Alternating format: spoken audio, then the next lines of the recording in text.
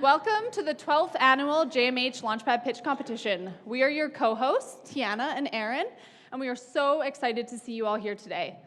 Here at the Institute, this is our favorite event of the year, and we're so excited to see you here helping us celebrate these amazing competitors. Before we dive into the night, I would like to make a land acknowledgement. Mount Royal University is located in the traditional territories of the Niitsitapi Blackfoot and the people of the Treaty 7 region in southern Alberta, which includes the Siksika, the Piikani, the Kainai, the Tsuut'ina, and the Aiha Nakota. We are situated on land where the Bow River meets the Elbow River. The traditional Blackfoot name of this place is Mohkinstsis, which we now call the City of Calgary. The City of Calgary is also home to the Métis Nation. Thank you so much for that. So, as Tiana mentioned, my name is Erin Cregan-Doherty, and I work at the Institute alongside Tiana as the Entrepreneurship Development Officer. This is actually a really special moment for me because 2 years ago, I was actually up here pitching my own business. It's been amazing to see the students on their journey and be able to witness their growth over the last year. So I'm so excited to see the pitches for this evening. And I'm Tiana Going. I'm also another Entrepreneurship Development Officer here at the Institute.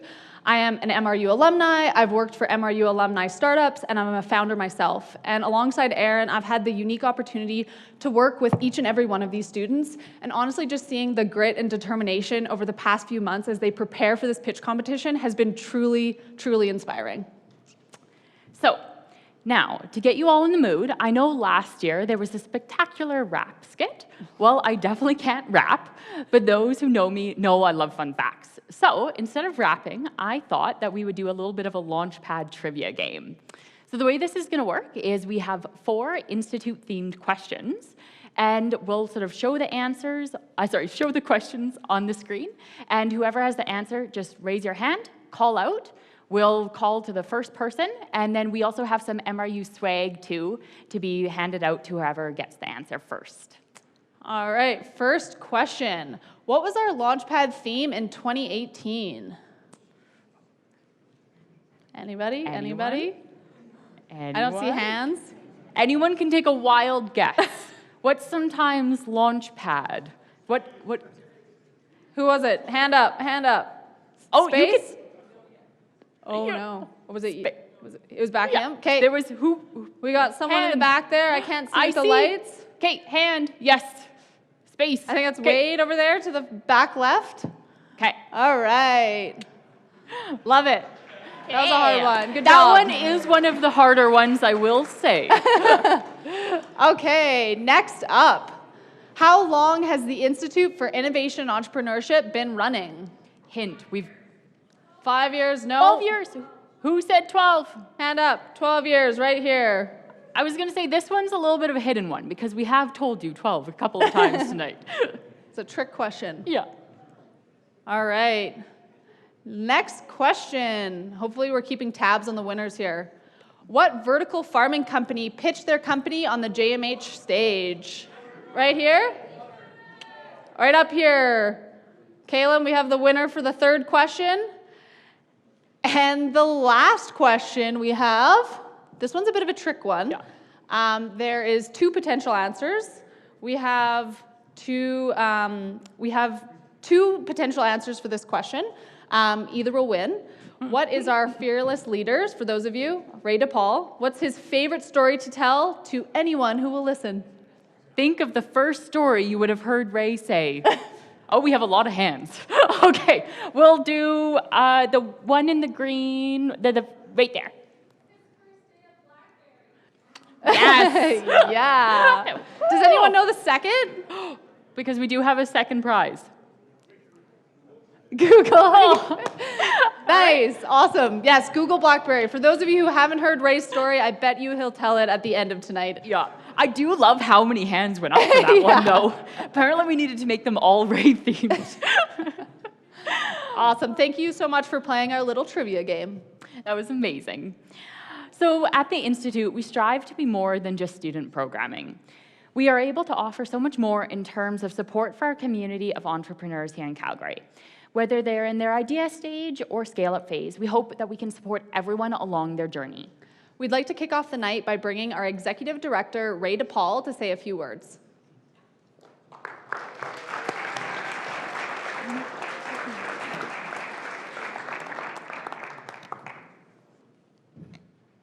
so tempted to tell a story, but I won't. We have an after party. I'll tell them all then. Thanks so much. So Erin mentioned she was on the stage 2 years ago. 2 weeks ago, she was selected to represent Canada at a global pitch competition in South Africa, which is pretty amazing.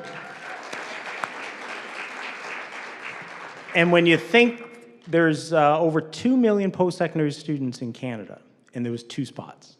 So what makes this even more improbable is in the last decade, this is our second student to pitch in this competition, and Derek Rookie, who's in the theater here, was the first. So I actually asked ChatGPT, what are the odds of little old Mount Royal doing this twice in 10 years? And apparently it's 1 in 300.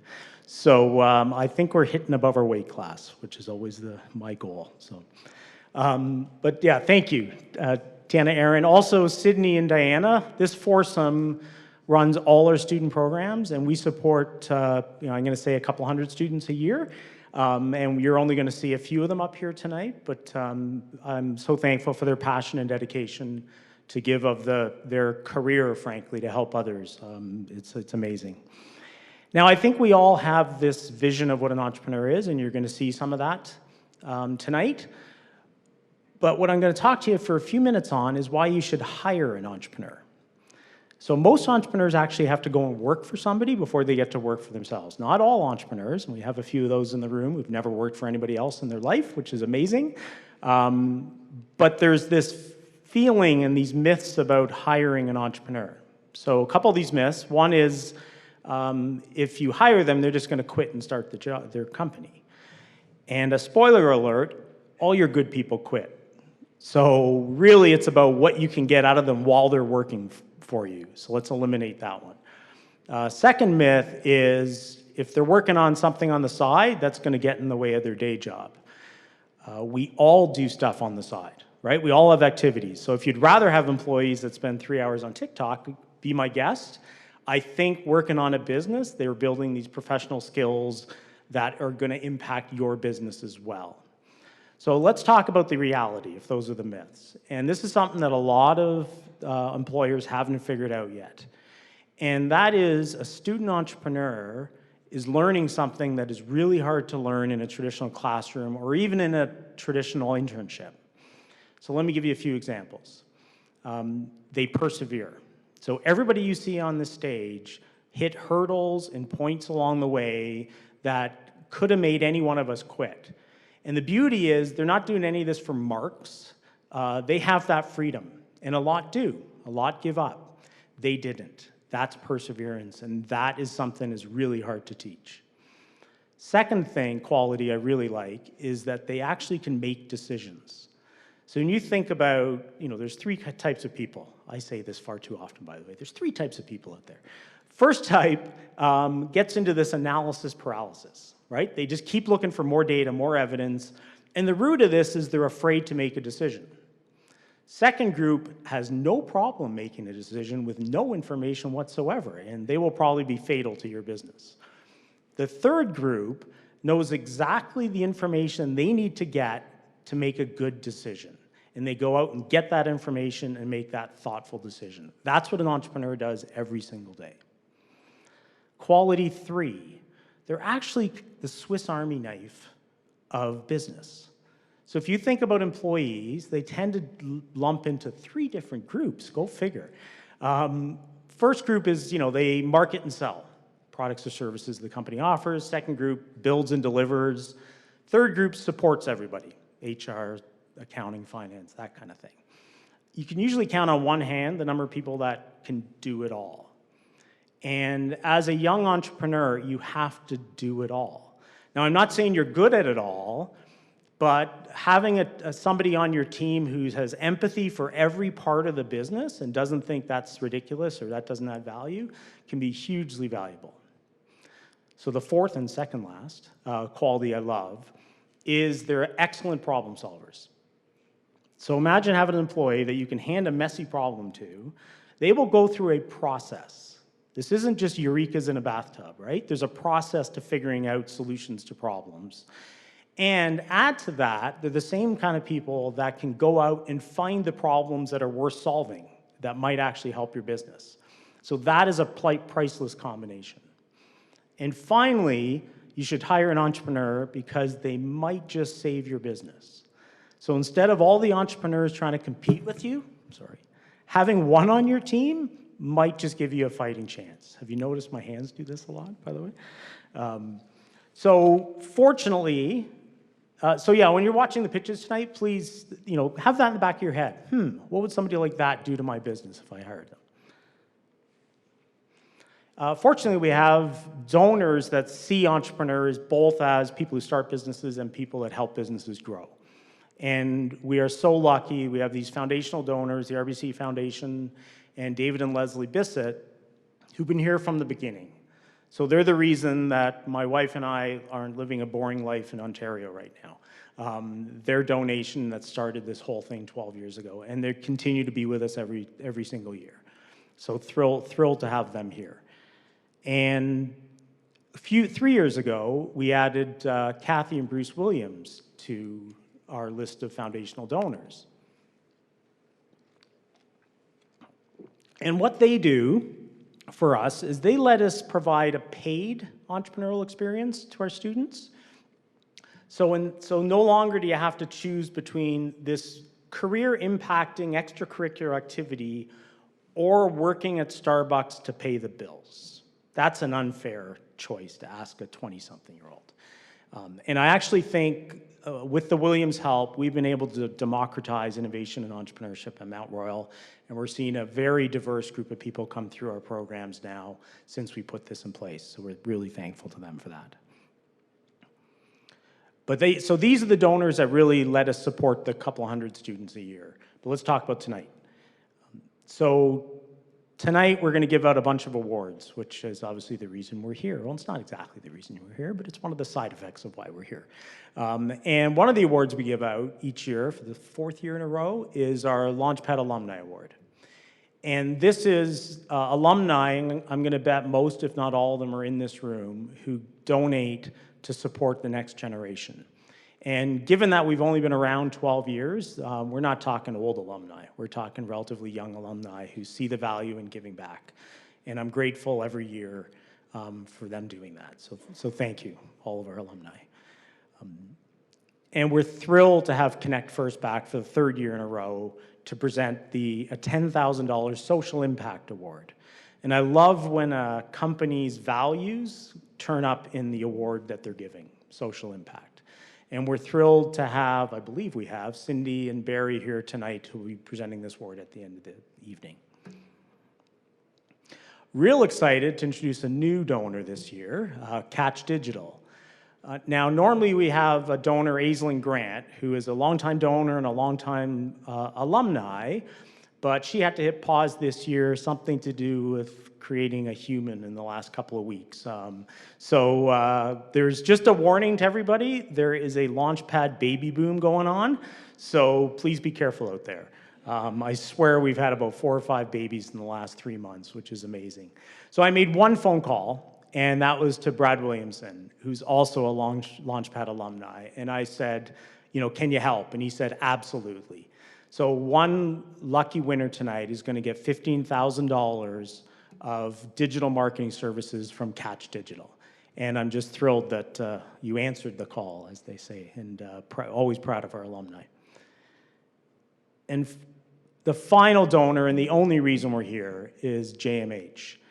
And if you don't know JMH, you should. They're a regional accounting firm with offices in Marda Loop, I think, and has been with us since the beginning. So in 12 years, they have provided almost $700,000 to our students, which, speaking about punching above your weight class, that's quite remarkable.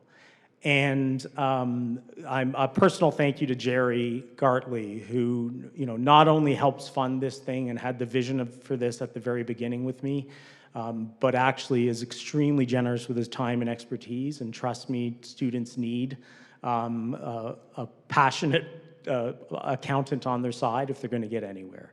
So we're going to be giving away a total of $40,000 in cash from JMH tonight. So these are the awards we're giving away tonight. But I have one more thing I have to talk about, and that's our LaunchPad Alumni of the Year. Are you here yet? Excellent. Sorry to call you out. So it's an honor every year I get to do this. And so this year's LaunchPad Alumni of the Year award is none other than Paul Schumlich. Now, before Paul comes up here, yes, please.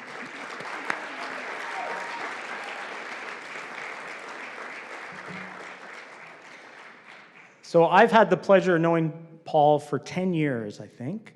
And you know, what started as a guy who was building wooden garden boxes has turned into one of the most successful vertical farms in Alberta, Deepwater Farms. And I've always thought that Paul exemplified a lot of the characteristics of some of the greatest entrepreneurs that have walked this stage. So let me just tell you a few of them. One is grit. So those who haven't read the book called Grit, grit, they say, is one of the biggest indicators of success. But the best story I like about Paul is he was running out of money, so he gave up his apartment and slept under the fish farm in his grandfather's garage. I knew he was special at that moment. And that grit has carried him through, I'm sure, through difficult times in business. So love that piece of it. Second quality is hustle. And I mean this in the most positive sense of the word. You need a hustler on your team if you're going to be a successful entrepreneur. And Paul was, while he was figuring out how to grow food, it sounds like it would be an easy thing to do, but it's not. He was also going out and recruiting restaurants and chefs to be his very first customers. In fact, there was a time that he might deny where he was buying his competitor's product just to satisfy his restaurants. That's hustle. And the third quality that I see in Paul and I see in most of our entrepreneurs is passion. So Paul used to start every pitch with the fact that there are 4 days of food in Calgary at any given time.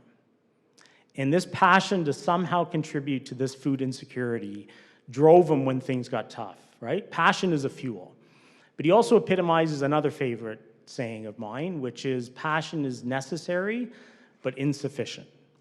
You need to have the skills and you need to have the work ethic to be successful. And Paul is the complete package. So all entrepreneurs create something from nothing, but Paul took it a step further, and he has helped create an entire vertical farming industry in Alberta, and that's pretty rare. So I'm proud to welcome on stage the winner of this year's LaunchPad Alumni of the Year Award, Paul Schumlich.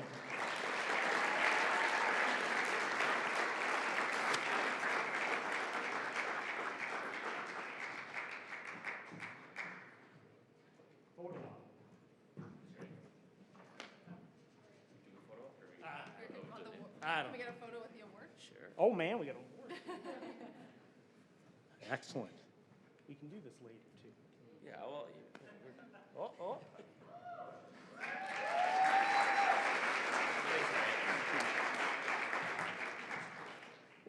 well, Ray said probably what I'm going to say just a lot more eloquently. He also hasn't aged since I know him, so he looks the exact same as when I started here. But yeah, I think, you know, a big part of Mount Royal and this institute, I think, is really the culture that's been built. I look around the room and I see people from a decade ago that I went to school with here that are still hanging around, and running and owning a business now, you realize that like culture is so important. And so kudos to Ray and the whole entrepreneurship team here. But I kind of want to go back to when I started out at Mount Royal University and like how I discovered this Institute of Innovation. And I was really just coming to get an accounting degree and move on in life, and didn't really know what that meant, but it sounded good at the time. And I was also doing a window cleaning business that I had started at the time, and I was kind of paying myself to get through school, just cleaning windows residentially, but I really wanted to put my time and energy into something more meaningful. And that's when I stumbled across this concept of aquaponics, and it was like growing fish and using the fish waste to fertilize plants that clean the water for the fish. And it was this really romantic idea, and I was tinkering around with systems, and we were having some success on a really small scale, growing food and fish and all of these things. And I was walking through the halls, and there's a poster, and it was like $5,000 for a business idea. They were giving away like 5 of them, and we had this brilliant idea of growing fish and plants, and we had actually a system in the greenhouse here at Mount Royal. And I went to that meeting, and I met Ray, and I met Evan, and I met Peter, and I met a couple of these other guys that are all around, and I got asked this question. It was like, who's gonna buy this? Like, who's gonna buy the plants, and how are you gonna sell it? And my answer was like, everyone's gonna buy it. Like, it's awesome. And that was my aha moment, because it was like, Ray said, you need to find a customer. Like, you need to know who your customer is. And I think that was really the moment that started it all off and kind of got me like really hooked, because you get introduced to these frameworks about discovering customers, how to start lean, how to build, measure, and learn, and prototype, and do all those things. And so we put a lot of work in, and then in, 9 years ago, 2015, we had the opportunity to come up here and pitch the idea that we had of Deepwater Farms. And you know, I always told myself, if I just had $10,000, I could start my company, I could buy the equipment that I would need. I just need $10,000. And that night we walked away with $30,000, and I had no idea what to do. I was sitting there with a check in hand, and I didn't know what to do, but I had decided to do what I call now is a victory lap, and we ended up doing more pitch competitions, getting a bit more money through that, and as Ray mentioned, moved into a garage, lived in a garage for over 6 months, had a YMCA membership, but it was just that passion that drove us to keep building these systems and trying to grow food, because it was really important to us. So yeah, it's been a wild ride for us. We've been at it now for close to 10 years on the same concept and same business plan, and it's just so much learning that comes from being entrepreneurial and running a business and just being forced to solve every single problem that comes your way. And so, yeah, I think that kind of brings me back to the students that are coming up here tonight, and the ones that came before me and after me, and the ones that are still to come, of just like how much work these students are doing to get through their coursework, but also to, you know, invent the potential future of something, an industry or a concept or a technology or something to improve the daily lives of people. And I just really commend them, because I look back at my time and I don't know how we did it, you know, my class and graduating era. So it's just incredible to see the amount of effort and work that these students do. And so I'm excited to see them tonight. And I think just like a few last things was that, you know, I think it's when you're doing these things, you're naive enough to believe that it's going to work out and that you can do it all. And I think that that's really what you need, is to be,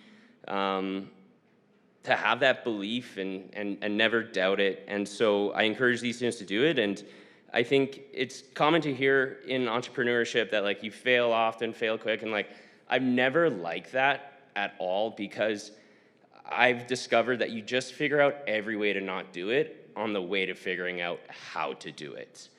And so that to me has been the most important thing, because to keep a business alive or to get to where you want to be, it does take that persistence and understanding that your highest highs are always going to be followed by your lowest lows. And that cycle has just repeated nonstop. And yeah, the grit and persistence is just what you need to continue on. And so if you guys that are pitching tonight are ever questioning, like, should I keep doing this? Am I foolish? Like, I've been at this for 10 years and I've always questioned, like, am I still doing the right thing? And I believe it now, because we're finally breaking through. But, you know, I always ask myself, like, if I won the lottery, what would I do? And it always is something similar to what I'm doing now. And so that always helps my gut. when I need to check it and make sure that we're continuing on. So kudos to you students pitching tonight, and thank you to the entire department here for, making students' dreams come true, because winning money that's kind of free is pretty crazy, and those opportunities don't come up a lot. So take that money and run with it and get it as far as you can. So thank you, everybody. And good luck to everybody tonight. So thank you. Good job, Paul.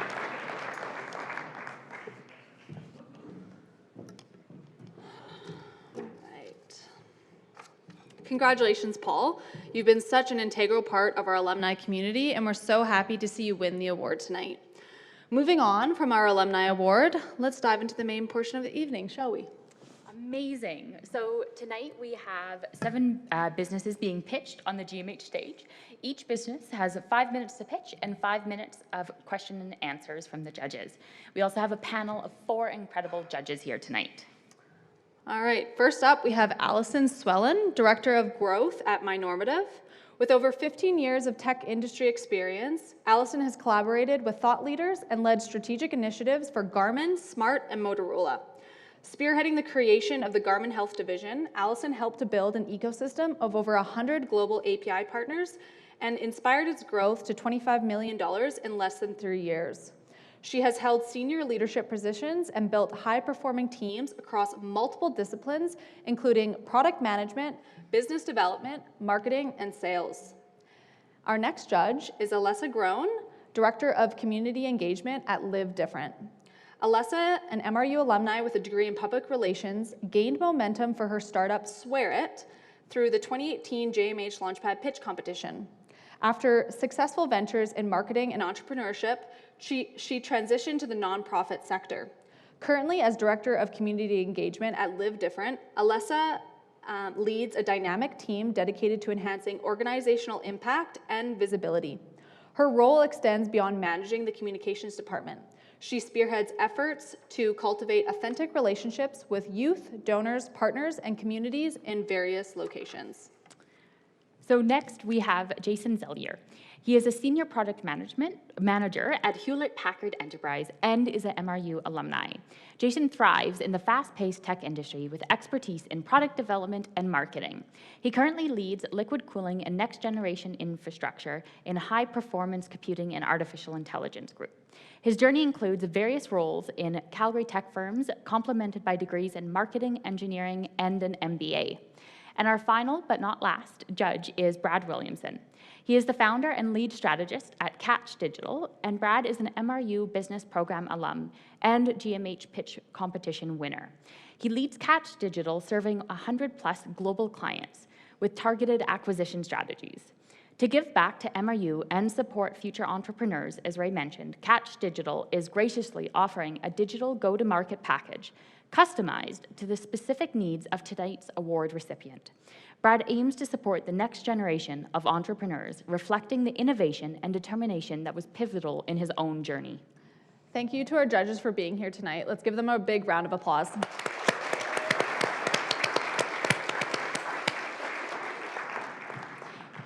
Now for the pitching guidelines for the audience.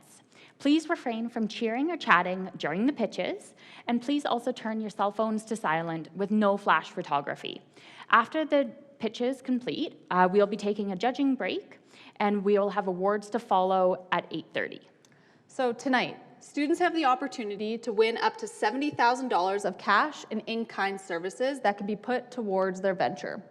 To kick off pitches, we'd like to bring up our first competitors of the night, Matab Gill and Jasmine Duck, founders of Next Prep.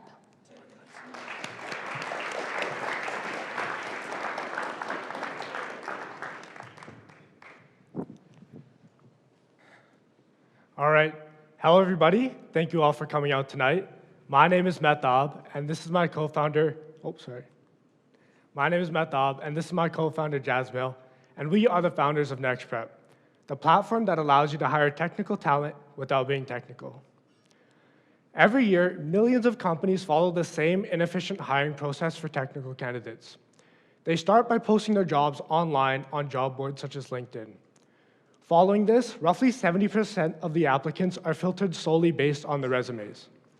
For those who make it past this stage, they're often expected to complete a code screen, which is a tool used to evaluate a candidate's technical skills. The problem is these code screen submissions need to be reviewed by someone in the company, which costs time and money. In the US alone, in 2022, $264 million and 2.5 million hours were wasted reviewing code screen submissions. During our customer discovery interviews with recruiters at OpenAI, Netflix, Tima, and Neo Financial, we were able to validate the existence as well as the scale and impact of this issue.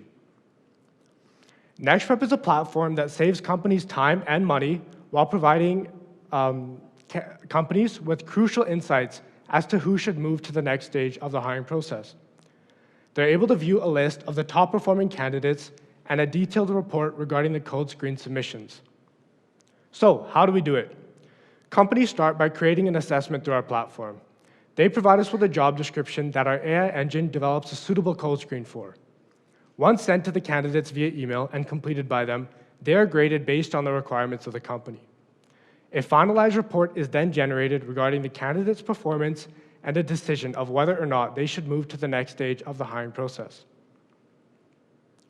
Our target market consists of technology companies worldwide with over 50 employees.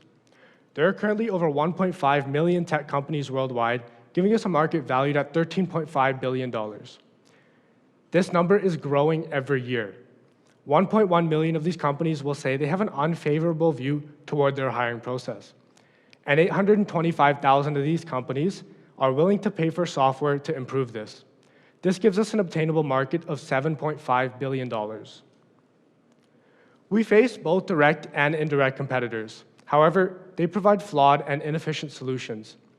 NextPrep has been designed in a way to save companies time and money while providing a more robust solution than the alternatives.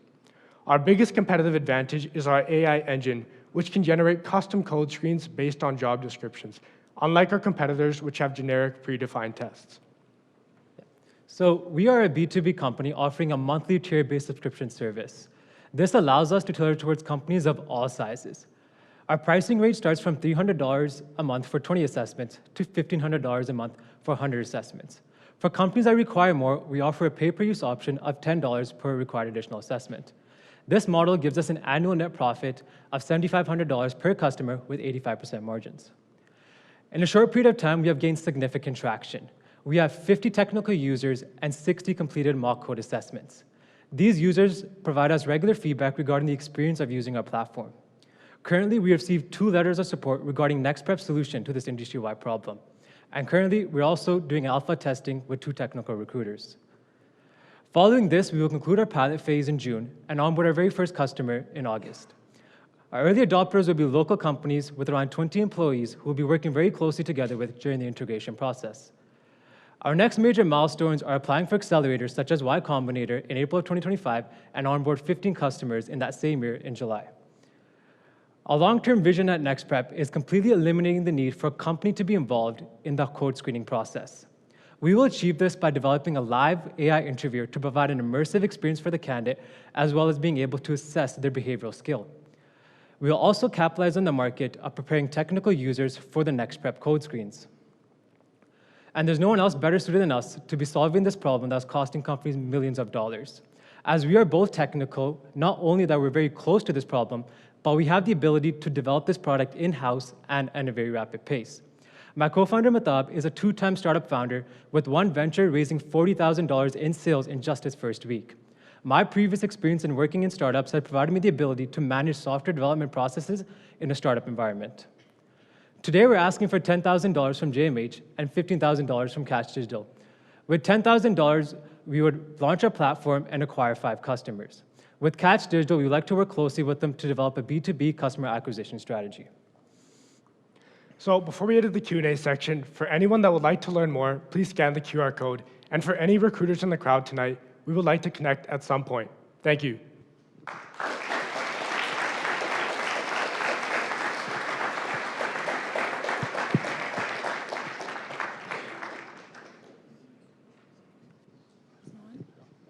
Okay, amazing job, you guys. Well Thank done. you. Thank you so much. Yeah, you mentioned doing some customer discoveries with Netflix and OpenAI. I would love to know more about what that looked like, what that research was. Sure. So we went into it with a very open mind and with minimal bias, and we asked them very generic questions like, what are the pain points in your hiring process? Where do you struggle? Where do you find the most time wasted? And a very common theme that we got over and over again was, I cannot understand whether or not this, like what technical skills this person knows and don't know, because recruiters often lack the knowledge of technical lingo and terms. So we decided that too many people were being interviewed that shouldn't really be there, and we were building a product that can filter out who should move to the next stage and who shouldn't. Okay, great, thanks. So what led you guys to discover this problem in the first place? You're still in school, so you're thinking about what you can work on, but what was kind of your journey to find this problem firsthand? Yeah, so that's a really good question. We actually first started this. We started this business facing the other side. We were consumer facing.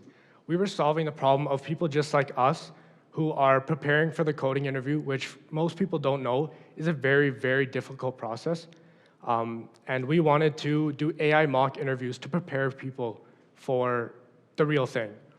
And it was great, but we didn't find the traction was there. So we decided where else could we pivot this, that we can still use this sort of concept and product, but make it business facing. And again, through those customer discovery interviews, this is where we landed.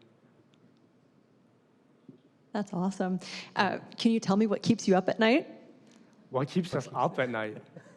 That's a good question. Do you have an answer for that? Probably. Just coding in general, and then like, Yeah. pretty much. Yeah. No doubt. Yeah. Yeah. Again, it's just, I've always been a problem solver, and I've loved to build. Both my previous startups were also business facing. So it's just, until I solve the problem, I'm not satisfied. And that's one thing that I'm always up at night thinking about. What can we do for next prep? How can we make it better? Yeah. And we're always on Discord calls with each other Oh, like yeah. late at night. Just Hours and hours a day. wasted, just like trying to think of something. Yeah. So. Awesome, thanks.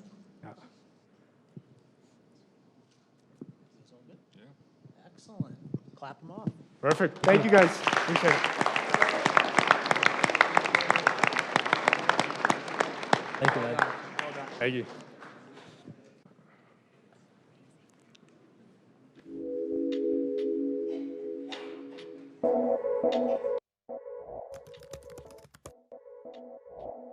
Hey, my name's Sunny Parmar. I'm in my second year of computer information systems at MRU. So I think in the fall semester of my first year, I was a little disappointed. Everyone talks about the on-campus experience. I was like, there is nothing to do. And then one day this guy, Taylor Amy, comes to me and he says, you should do this program at the Institute. It's called the Health Tech program. And then ever since then, I've been kind of craving and chasing those high impact opportunities. Whether it was the Health Tech program or it's a tech liftoff, I've been chasing those opportunities, and last year I decided to create one for myself. So I started planning a hackathon. Basically, a real-time science fair. It takes place over the course of 24 hours. Last year we started small. It was basically a pilot to prove to ourselves that we could host a high-impact, high-value event. The Institute has definitely helped me go from participating in those experiences to creating them for other people. The Institute has really helped me develop my skills working in teams, because you get a different perspective of working with people who have different experiences. And I think that, typically when you come up with an idea, you think it's great, but I found that reasonable minds can disagree and people push me on my ideas, so it means that I have to put a lot more care and effort into what I'm doing. Definitely one of the main takeaways is what it means to work in a team and work in a business. The process of going through and making a product, going through that ideation and the customer discovery, you don't get that same kind of experience in the classroom. And I think that experience has been pretty invaluable for me, just in other aspects of my life. Having that knowledge to carry around with me for other projects and other things that I'm doing, it's been a great help.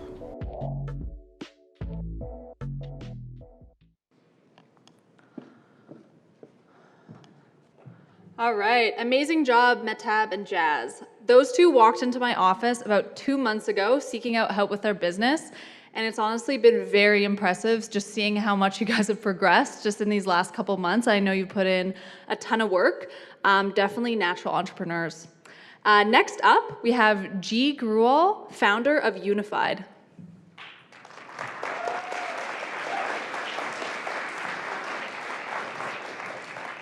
Hi everyone, I'm G. At Unified, we are revolutionizing how businesses in the construction industry manage their documents. I've been around construction since before I knew how to say the word. From my first job to starting my first company, all in this industry. I've been a founder in this industry, and during my last venture, I was encountering a problem on a day-to-day. And when I had a successful exit last year, my peers in the industry said that I would be the perfect person to solve this problem. Broadline is a leader in infrastructure construction in Alberta. They have spent an enormous amount of money and resources on building their document management practices, but it seems as though things are still falling through the cracks. Unfortunately, this is a case across the industry. There's about 4% rate of non-compliance in documents. 4% of documents are either non-compliant or missing altogether. When businesses are handling thousands of documents per month, these numbers add up quickly. Alberta Transportation says about 25% of businesses fail their first documentation audit. I failed mine at a 17% rate of non-compliance. There's 160,000 small to medium-sized enterprises in the construction industry, each spending upwards of $21,000 on this problem. That's over $3.36 billion across the industry. When the average cost of a lawsuit is over $1.5 million, losing a single piece of paper can easily cost you your business. Unified is a streamlined document management platform for the construction industry. Unified's verification features ensures all documents are compliant and up to date based on your company, project, and regulatory requirements. The proactive management features ensure that you get an adequate heads up so that you can fix any problems coming up. The document sharing features allow you to easily manage your documents and share them with all the appropriate parties on the job site, saving time and money. Jay at Roadline believes that we are revolutionizing this industry. This is a sentiment rooted in a long-time relationship. Roadline has been one of our key co-creation partners since before Unified even had a name. And we're excited to announce our first paid pilot program at the end of this year, marking a huge milestone for us. Beyond Roadline, we've received interest from a wide range of companies. Our customers are saying that they intend to purchase our solution as soon as it's available. We've also received offers from some of our customers to invest in the development of Unified. And as of recent, we've come into talks with Intact Insurance's Special Risks Department to potentially use a solution like Unified to assess risk.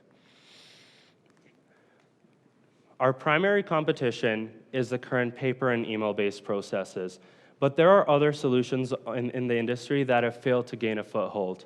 OneView and Procore are our main competitors. They have failed to gain a foothold in this industry because they've acted more as document storage and failed to address the specific pain points in this industry. As an enterprise-grade software delivering continuous and unprecedented value to our customers, we've chosen to go with a tier-based model where small businesses and owner-operators would fit into Tier 1, Tier 2, medium-sized businesses, and Tier 3's larger businesses such as Lafarge. In the development of Unified, we'll be focusing on Tier 2 because it allows us a greater amount of flexibility and growth within the customer base. We've got the year cut out for us with the development of Unified and the paid pilot program later this year. Next, we're looking forward to converting our letters of intents and interest into sales agreements. And the future for Unified doesn't stop there. I see Unified becoming a suite of tools for the construction industry. There's so much I want to do for this industry. There's so many issues that I've seen being in this industry. There's a lot I want to do here. But in order to do all this, I need your help. I'm calling on JMH and Co. To award me $10,000. These funds will go towards the development of Unified, and $15,000 and your expertise from Catch Digital to help us grow outside of Alberta. I know lots of people in Alberta, and right now we're growing based on word of mouth, but when we go to market, that's something we will definitely need help with. And in addition to that, lastly, but most importantly, if anybody in the audience can use a solution like Unified, can benefit from a solution like Unified, please reach out. And if you know any way that you can help us build Unified, please reach out. Together, let's revolutionize the construction industry.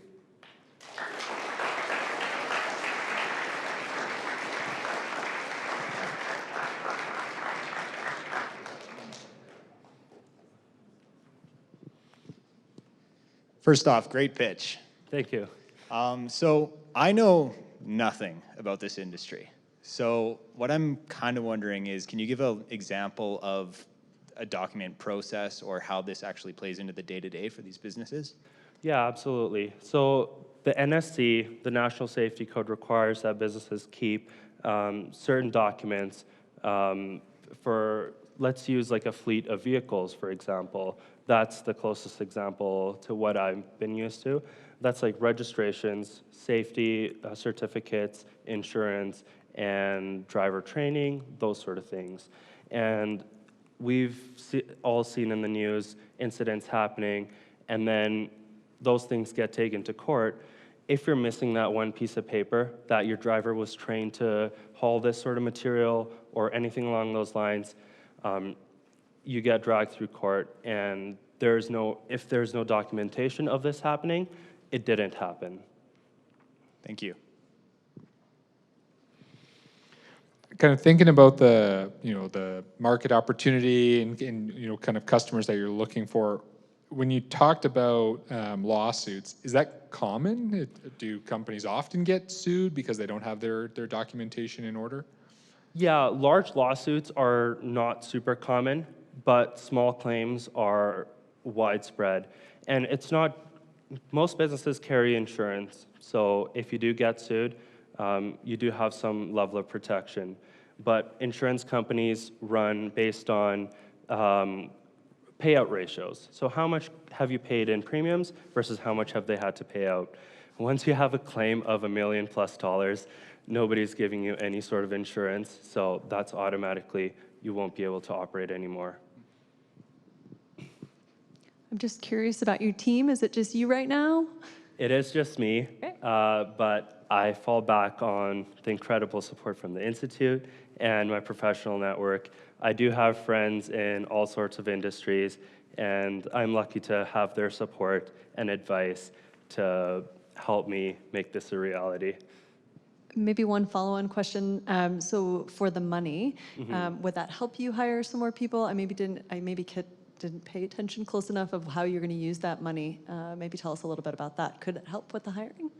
Yeah, absolutely. So I've been in talks with some development firms, and I've gained some quotes. And one of the big things I'm really struggling with right now is evaluating them. Goes back to Metab's and his partner's business there. I don't have the technical ability to evaluate these people, so I'm looking to get support of a senior developer to help me pick and audit the dev shop's work. So having some more money, that's where it would be allocated first, and then to the dev shop. Hi, G. Hi. You said you got your first paid pilot program. Congratulations, that's amazing.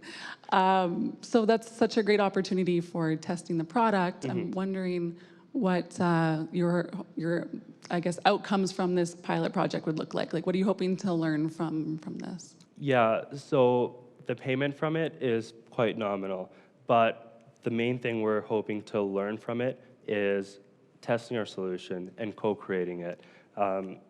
It being a small, basically, it's a small job, so there is not a huge amount on the line that a big thing for us to mess up, but there's enough chance to learn there that we can test and develop our product to something that can be ready for prime time.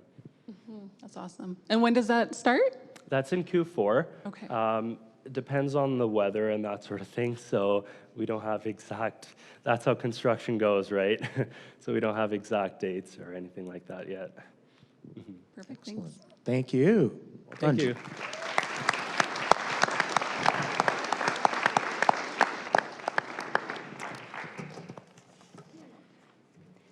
That was amazing, G. It's been fantastic to see your journey over the last year and how you've been able to develop such an innovative business. Next up is Mike Chen, founder of MK Studios. Oh, sorry.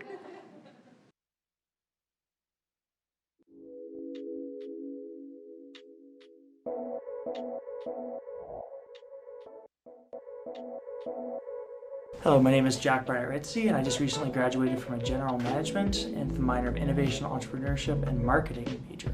So I'm one of the innovation ambassadors. I sort of met with you guys about 2 years ago under the plane, and it led me there. I also participated in the winter innovation sprint working with the tech company Trufla, and I also participated in the EIA trip to Porto this year.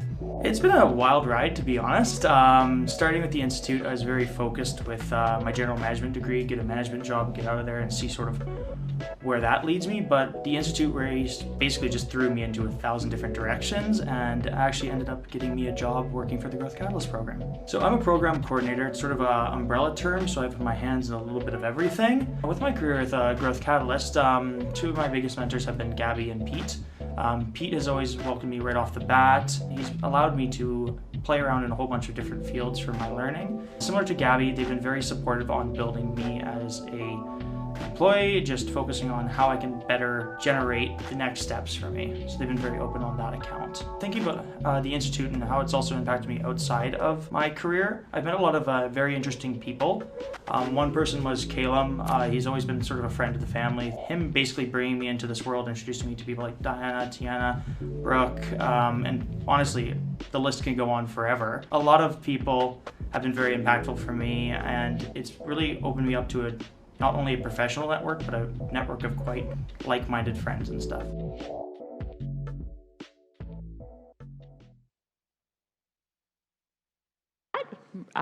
Forgot about the video. So now, without further ado, let me introduce Mike Chen, founder of MK Studios.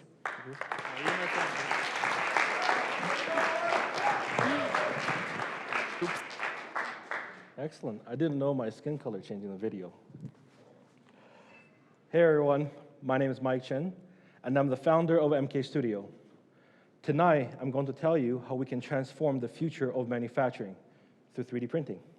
Let's get started. Traditionally, manufacturing have always been done through injection molding or CNC machining.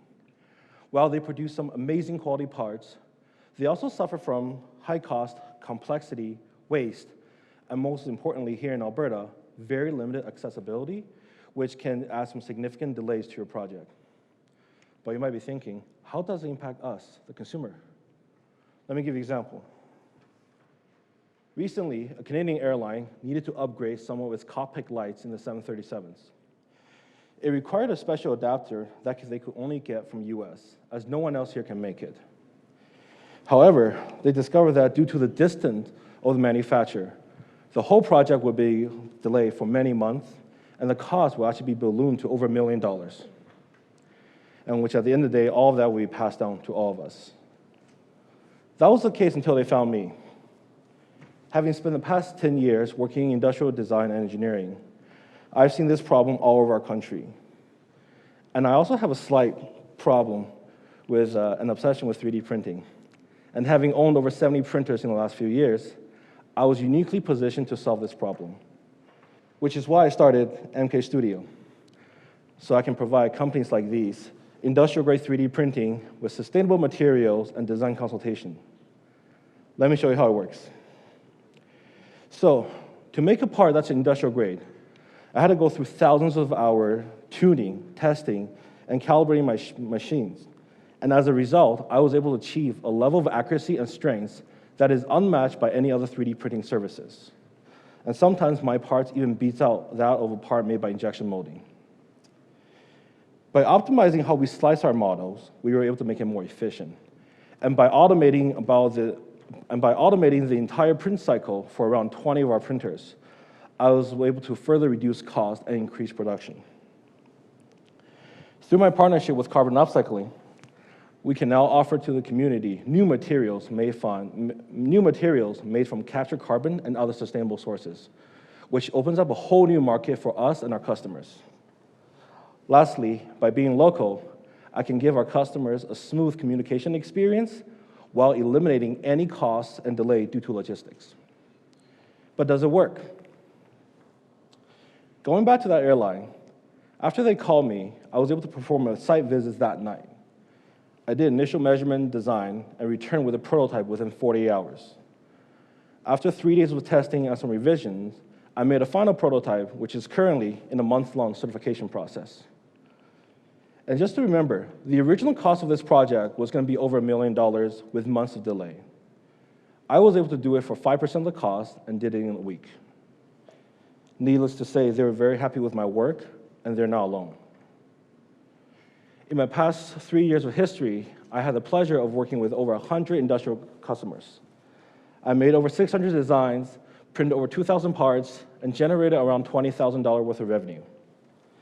Through all that, I learned that our ideal customers are businesses with existing product, market strategy, but just need some help with manufacturing. It is incredible to see that how much more affordable are we compared to traditional methods. And also our quality is unmatched by any 3D printing services here in Canada. And we're also the only company that offers sustainable materials, which actually put our company right in the middle of both the 3D printing market and the renewable materials market. While they're both maturing industries, they're experiencing some incredible growth, which I believe I can capture on. Our business model is primarily composed of design consultation and production run. Now, our design fees are set pretty aggressively, just so we can get customers in the door.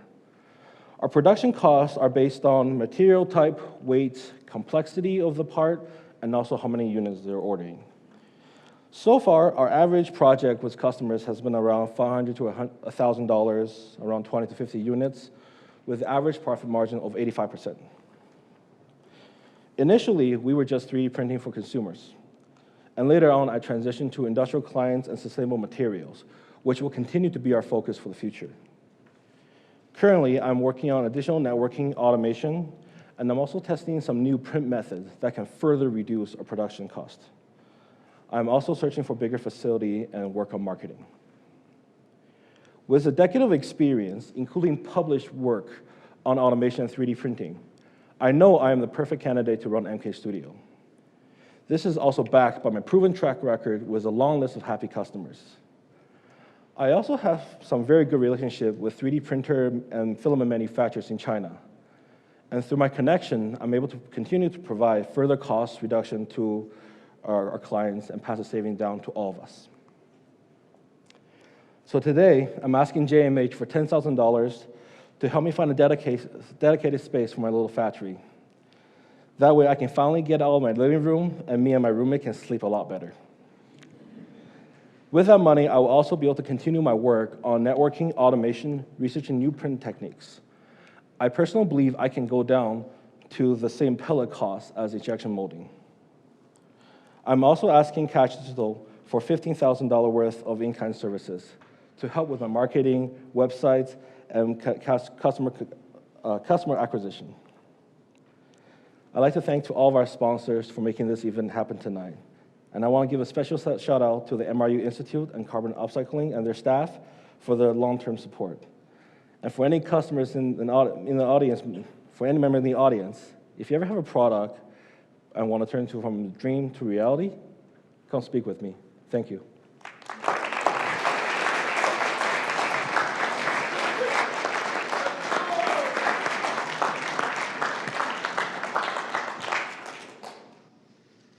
Wow, great pitch. Thank you. So you were talking about how you had $20,000 in revenue so far. Industrial side. From an industrial side. So my question to you is, what are you doing like otherwise that you haven't gone full bore into this as a full-time position or something like that? Could you clarify that a little bit? So are you, like you're an existing student here, Yeah. right? And is that taking up the majority of your time that's leading to this is a part-time venture and you want to step into it full-time? Absolutely. And I'm actually a nursing student, Okay. and that's why I'm automating my machines so that they can run on their own without me interacting with it at all. Okay. So about half our machines can do full printing, calibrating, and part ejection. I probably shouldn't have said that out loud because that's kind of part of the trade secret. But that's how it allows me to run the printer 24/7 without a human running it, and saves quite a bit of cost and improve profit margins. Thank you. I'm curious what your biggest learning has been so far. I will say, having worked in this industry, I knew people, I'm sure we all seen the rising cost. So every manufacturer and consumer wants to see parts made at good quality and lower price. I wasn't quite sure how much people are willing to go from, let's say, metal injection molding to 3D printing, because we can all buy a 3D printer for $200, $300 on Amazon. But I was pretty surprised to learn that people just want to see numbers and they want to see test results. So I've literally given a part to a customer that's 3D printed versus their traditional made plastic. And we literally smashed it with hammer and did other tests and strength and temperature. And the fact that mine came out to be the winner, it shows that companies do care about physical results at the end of the day, and they're willing to take an interest on anything that can make their products more stronger or cost effective. So that's my biggest learning, which is that number talks. So when you talk about this kind of manufacturing technique, kind of two parts to this. What components is this process ideal for? So what are the best things that can be made with this 3D printing technology? And then the opposite, what is not a good fit for this kind of technology? I think I'll give it to you in numbers. So we have an upper limit, depends on material, right? We're working on some higher end engineering grade material that are up to 20 megapascals, and there's a temperature operating limit. So right now, no load, temperature-wise, our material can handle up to 140 degrees. The Boeing part needed to handle 110. So anything above that, we can do. Anything below that, we can do, including freezing too, because there's some polymorphous material that can handle very cold temperatures. So we're able to support that. And I guess a follow-up question, what do you think are the best kind of industries to go after? So, as an example, you probably, I'm assuming, can't 3D print food-grade materials right now, unless you can. Maybe talk about what are the ideal industries that you think you want to target. Anyone that uses plastics, which is pretty big. As a nursing student, I got to see a lot of problem with parts made in healthcare system, for example. Like healthcare, like we know our healthcare funding, we're not often getting stuff out of metal, so they're often metal plastic, but they're very expensive. So that's actually the industry I'm trying to target right now. It's just medical grade, still pretty strong, but cost effective and very, that can do the job that the patients and the clinician need. And outside of healthcare, just anyone that needs parts that's made within our physical administration. Excellent. That's all the time. Thank you, Mike. Well done. Thank you.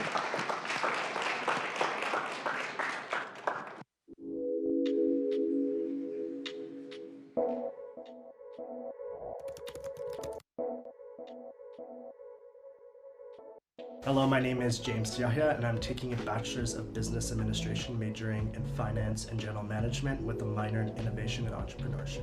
I've been involved through the Institute by taking part of programs that they offer, such as LaunchPad Lab and going to the European Innovation Academy in Portugal. In my first year in university, I took an entrepreneurship class. I met now my best friend Kaylin, where we came up with this idea of medication problem and people not taking their medication. So we worked on this idea in first year. We actually won in our class for having the best problem solved, and we worked on building off of that by taking part of LaunchPad Lab, which was an 8-week program where I dug even more into this idea of customer discovery, finding out what people wanted.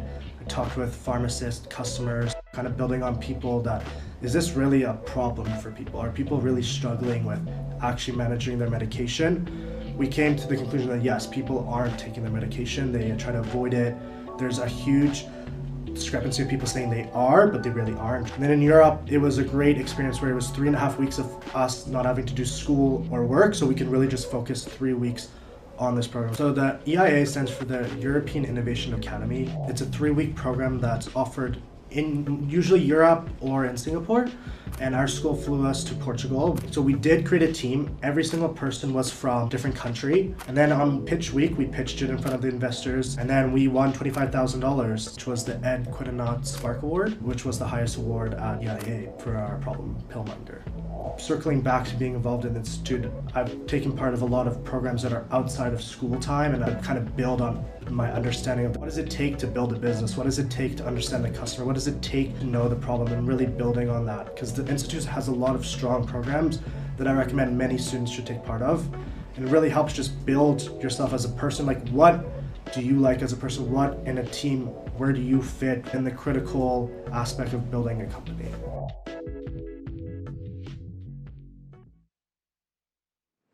All right, amazing job, Mike. For any of you that are looking for anything 3D related, he is your guy.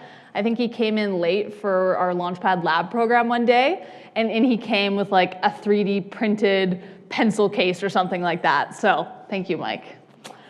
All right, next up, we have Jordan Puro, from founder of Emotional Response.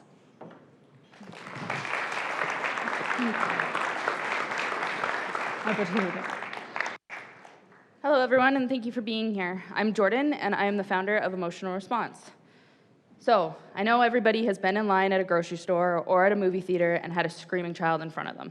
I know the frustration you have, but also that child has that same frustration of not being able to understand or emote or decide how to tell their emotions. From there, then I found that the parents and the caregivers had a misunderstanding between how the emotions were being talked about between the two.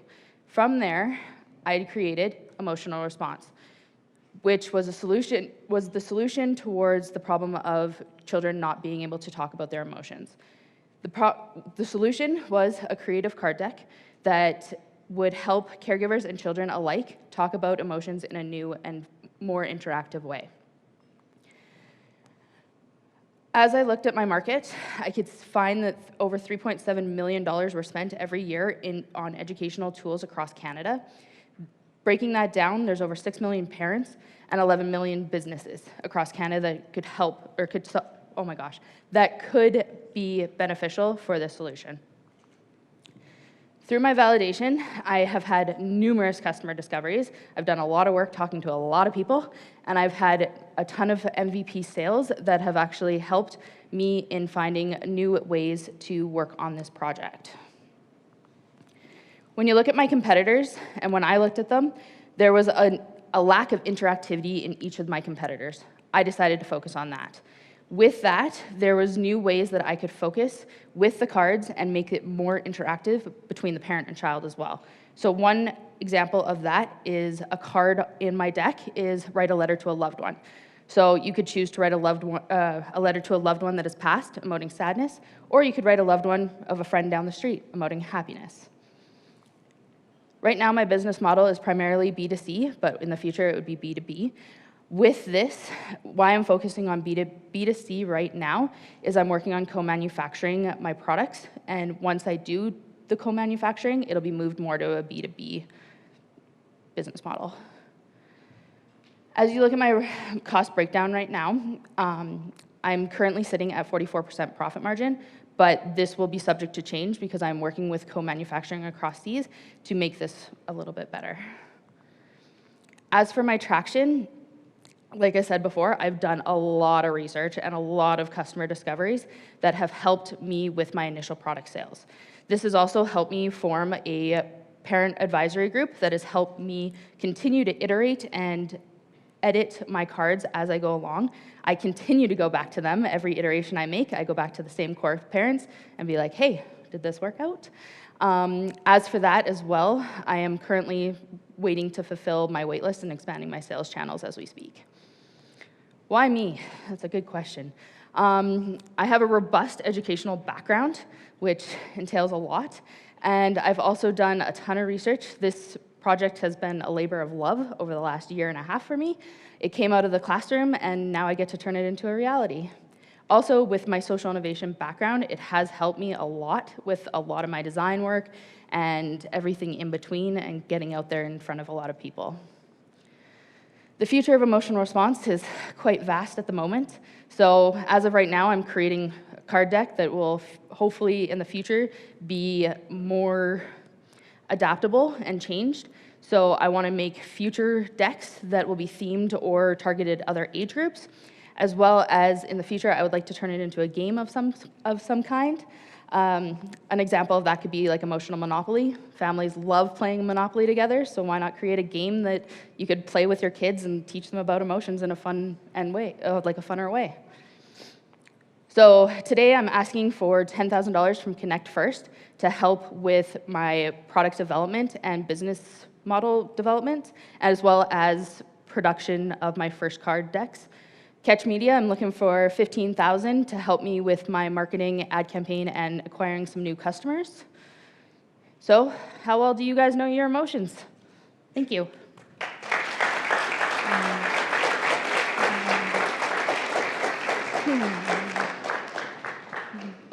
Hi, great job. I'm a mother of 3, and I am regularly that person that has children that are running all over the place, screaming, doing all those things. We regularly talk about emotions, and it is something that is hard. So thank you for trying to help solve it for us. I am curious about target ages for your current deck. My 7-year-old is just starting to be able to read, so that's really opened up a lot more options for exploring this type of content with her. She would be in my target market as of right now. So this deck is currently focused on ages 3 to 10. But with that too, I know I've talked to a parent that has a 3-year-old and they don't quite understand the reading and writing yet, but you work with them each time and go back and back again each time, and they've gotten better. So they've had my initial deck since like day 1, and now they're going back and he's being able to draw a little bit more and write a little bit more. And she's told me that some days it doesn't always work, but it's a labor of love and helps them along with it. Yeah. Awesome, thanks. Thanks. Yeah, I love everything about this. Great job. Yep. Love the branding too. Very nice. And the parent advisory group, like I think that's super smart for your market research as well. Mm-hmm. I'm just curious what your wait list looks like right now. How many are there, and like how many cards are you planning to manufacture at the moment? So right now I'm currently sitting at 20 on my wait list, which is constantly growing because I'm pushing it out on social media all the time. With my co-manufacturer overseas, I'm looking at buying an initial set of 100 decks. But now with talking to another fellow JMH, or another pitcher here, he's gonna help me get my cost even down a little bit more, so we might be ordering a few more than 100. You're already working together. We are, wow. Yep. he knows some good people. Talk to me a bit about the MVP process. So when you built your first, the first cards, what did that look like? How did the feedback go with your first users? Yeah, walk us through that a little bit. My first deck was rough. Let's just say that. I made them out of just what are they called? Index cards, and just wrote it on there and gave it out to a couple people and seen what they had to say. I made a meeting with them a week after they had the cards. So they had the cards a week. I met with them the week after to see how everything went. I asked how the cards were, if they were good, got good feedback, or if they had to be changed. At that time, a lot had to change because I had focused on doing more fun and less emotional just to get the feedback. Now I'm more on the serious side and less fun. But I've talked to a lot of people, even I was part of a side hustle fair here, and I had talked to a woman and she said these cards would be really helpful because they're fun and serious. So you could talk about a serious one about what scares you, and it could be like very scary. And then all of a sudden the next card is draw a dog blowing a bubble, just to keep those, everything like that. And with the parent advisory group, they've been super helpful, and they've constantly helped me iterate, which is amazing. So talking about the cards in particular, you're saying that they're activity-based. Is this talking to the child as well as having them draw? Like, talk me through about what those activities are. So there's both writing and drawing prompts. So with the writing prompts, you would go with your child and talk about them, and then they would go write, or if they're at that age that they can't quite write yet, you would write down what they're saying. For the drawing, you would do the prompt, and then they would just let them draw what they want. Eventually, I'd like to add on an additional part of like, your child says this is how you, like, maybe you should respond or talk to them about this. So it's like a connection in some way, because I know a lot of the cards right now, there's like, oh, draw this. They feel that. What does that mean? So I want to add that aspect to it eventually. Yeah. Excellent. Well done, Jordan. Thank you.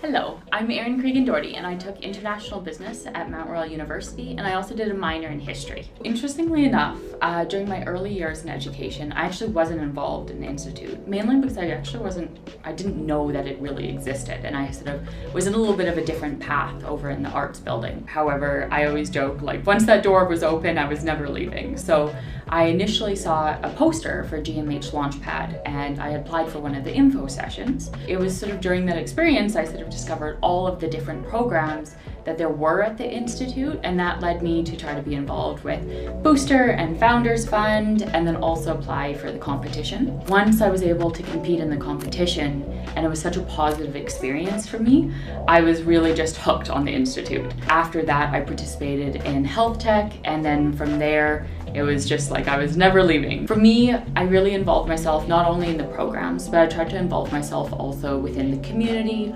and a lot of the opportunities that the Institute provided. The Institute has impacted me in two very different areas.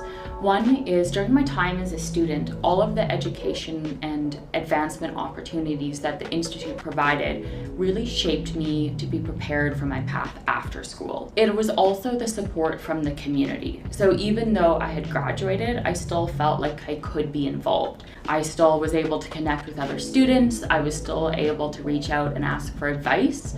And just knowing that that support structure was there was really invaluable after I had graduated. I always joke that sort of once I went into the Institute, I never wanted to leave. And this sort of stayed true after I graduated. After a couple months, I actually ended up coming back to the Institute and working as an entrepreneurship development officer because I loved the environment and the opportunities that the Institute provided so much to me as a student. I really wanted to come back and be able to contribute to that environment.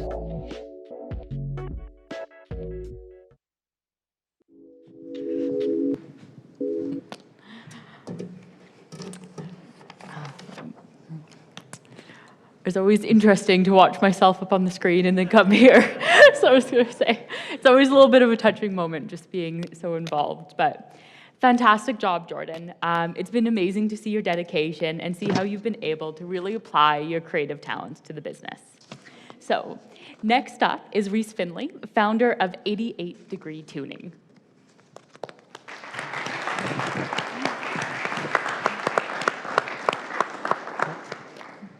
Alrighty. Hello, everybody. My name is Reese Finlay, and I'm the founder of 88 Degree Tuning, which is a mobile ski and snowboard service business located here in Calgary. So let's get into it. First off, I want to talk to you guys today about the problem. There is a huge problem in the ski and snowboard industry, and that is the slow turnaround time of ski shops. On average, customers can expect to wait 5 to 8 days to have their equipment serviced. And this is causing many people to miss out on valuable time on the hill and also missing out on valuable memories that could have been made.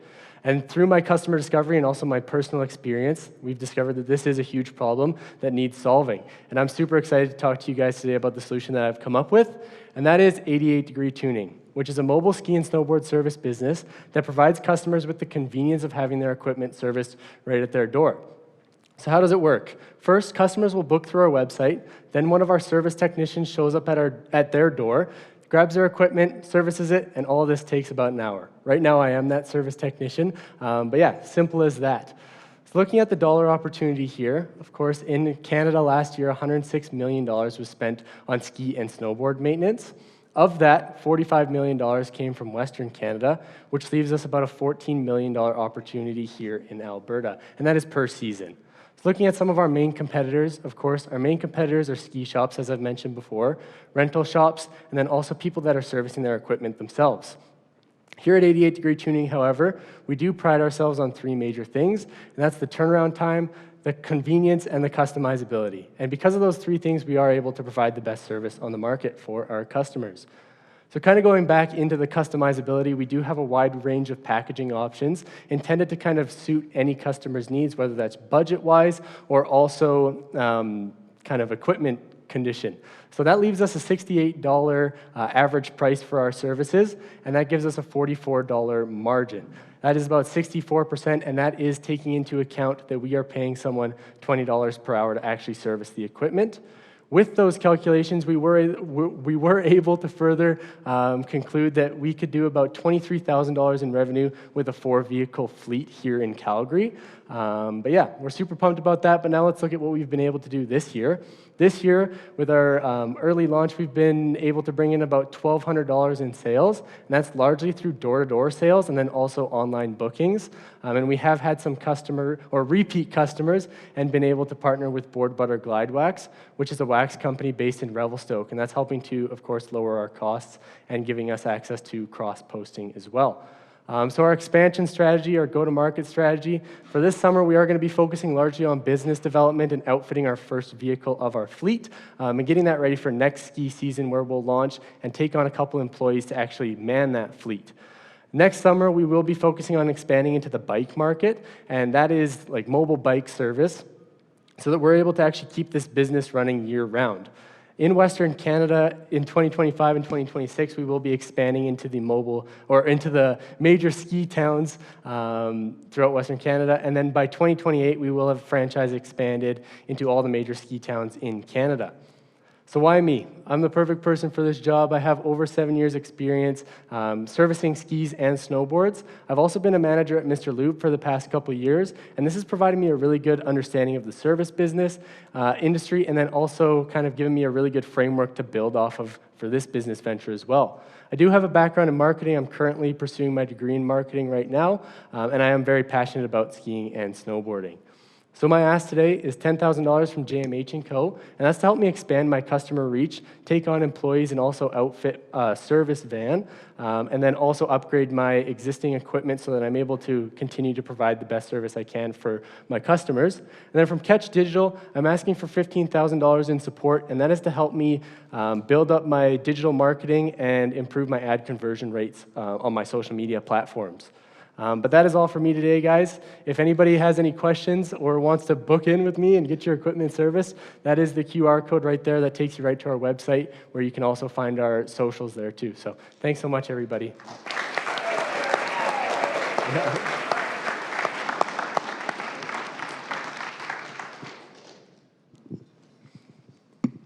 I'll jump in. I wouldn't even know what to ask for if I was asking for a custom package. Can you tell me a little bit about who your target customer is? Is it someone who's going every weekend that regularly needs the tune? Yeah, it's a mix of both. Of course, there's the casual skiers, and then there's the avid skiers, and we're targeting both of those people, and we're also kind of gearing towards people that are busy and skiing largely on the weekends, and people that don't have a lot of time to waste, leaving their equipment at the shops. Okay, one other question. Can you just share a little bit more about how it works?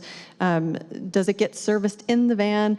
Originally, when I saw the materials, I was thinking that you were posting up at the ski hill and people would walk up and get their ski serviced before they go jump on.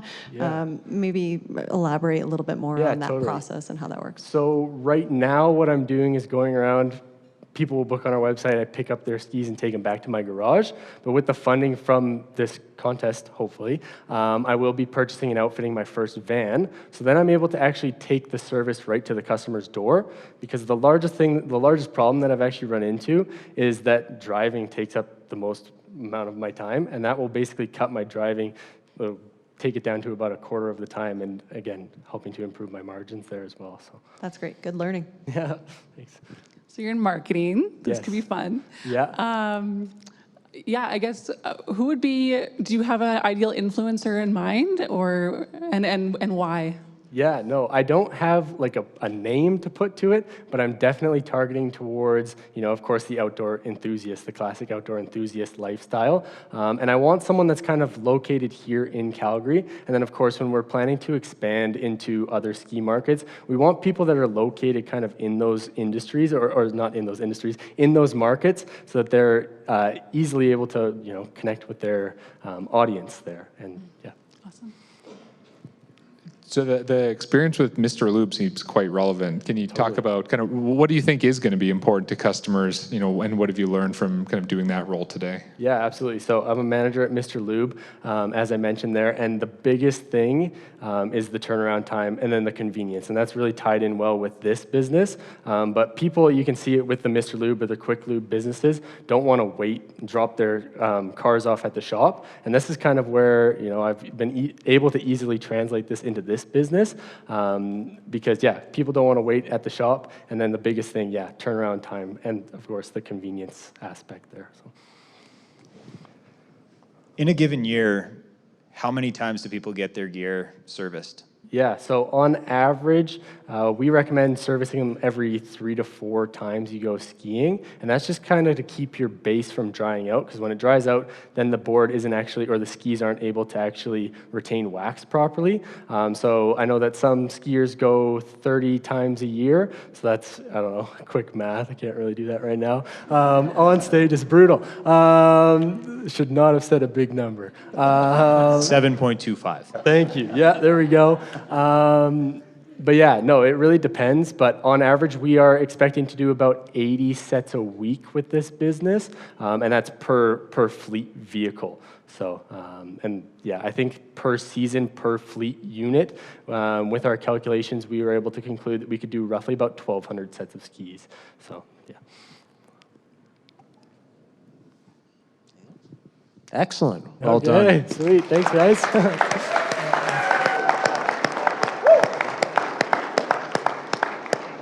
Thanks. Oh.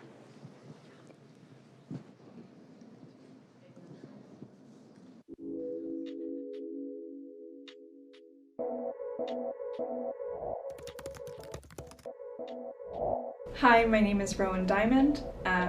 I attended MRU from 2017 to 2022, and my degree was in marketing with a minor in entrepreneurship. I took every opportunity that was presented to me by the Institute, and I asked for more. I went to all of the networking events. I actually ended up working for the Institute in my last year, and I got to put on JMH LaunchPad competition. Actually, after I graduated, I competed in LaunchPad. I pitched in the JMH LaunchPad competition with my company Lookma in 2023 with my co-founder Carmen. And our business is all about connecting small-time creators with mid-sized businesses that need social media content. So we manage that whole relationship and help businesses get content to drive sales. Being up on stage, pitching in front of that many people, you don't get that opportunity many times. I got funds. I am able to do many more things faster within my business because of the funds that I got, as well as I think I'm almost better able to do my own job and my main job, which is working with a company called VMSA, Venture Mentoring Services of Alberta. So when I was in school, I kind of felt like I was missing something with my everyday classes. I wanted more, but I didn't know what that was. And then I started to engage with the Institute, and I actually think I really found community. I found classes that were super engaging, and I have friendships that are lasting way after school because of it. The Institute was also great for me because I got to make all these connections with different alumni, and that has led to so many fantastic relationships now that I've graduated. I get to engage with all of these people who were entrepreneurs at MRU and are continuing to be entrepreneurs outside of it, and I get to support them with the different programs that I'm a part of, and I also just get to have that tie back in the community to a shared university.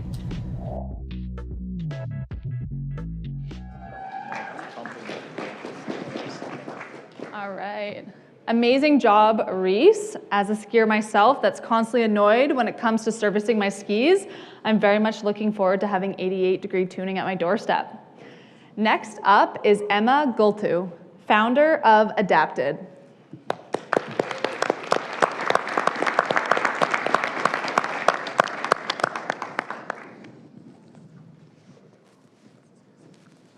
Alrighty. Good evening, everyone. My name is Emma Gultu, and today I'm going to talk about my business, Adapted, and my product, the Adapted Fishing Rod. So about a year ago, I learned that people who have limited mobility are unable to enjoy outdoor activities such as fishing because of existing disability barriers. And fishing is an activity that I'm really passionate about because of an experience that changed my perspective on life. So I was intrigued to learn more about the problem they face by understanding it from real-life experiences. And so I met with several people across Calgary, Red Deer, and Edmonton to better understand what they're experiencing. Multiple people had let me know that they have stopped fishing because of limited devices on the market, and very few people have resorted to creating their own fishing rods to be able to participate in something they love. And so, less than a year ago, I created an adapted fishing rod to help this problem. So it works by the use of two buttons. One button is used to cast, and a second button is used to reel the line back in, and this is all powered by a DC motor. And I validated that this solution works through customer discovery, and also seeing that it's user-friendly for people who are younger, such as children, to older adults.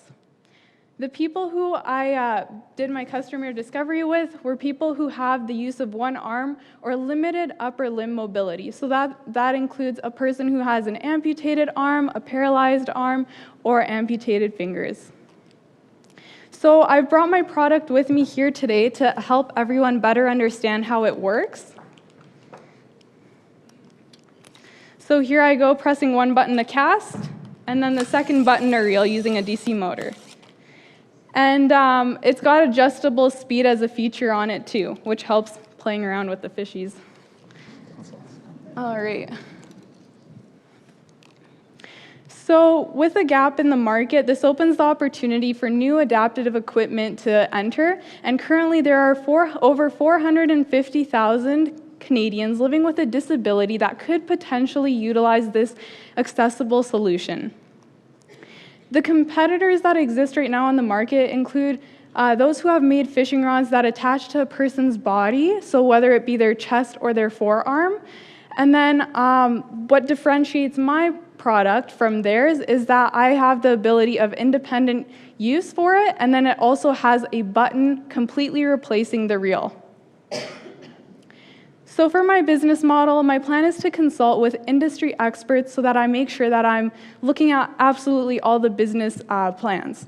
So right now, my goal is to manufacture the fishing rod under $100 and then sell it for $300. And this is because my customer discovery has led me to understand that people are willing to pay $300 for this product. Not only that, but based on who I've talked to, they've told me that some of them receive benefits to help pay for accessible products, such as mine. So for the future, I plan to finalize and manufacture this product and then have it ready for sales for the fishing season of 2025.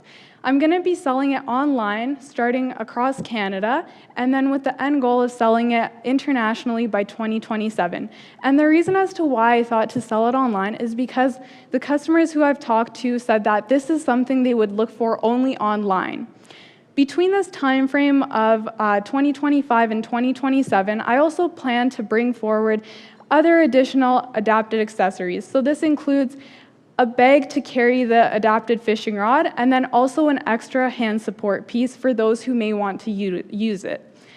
And I also plan to bring additional fishing rod types. So one thing I want to do is have a child size version, and then also an ice fishing rod version, and then a fly fishing rod.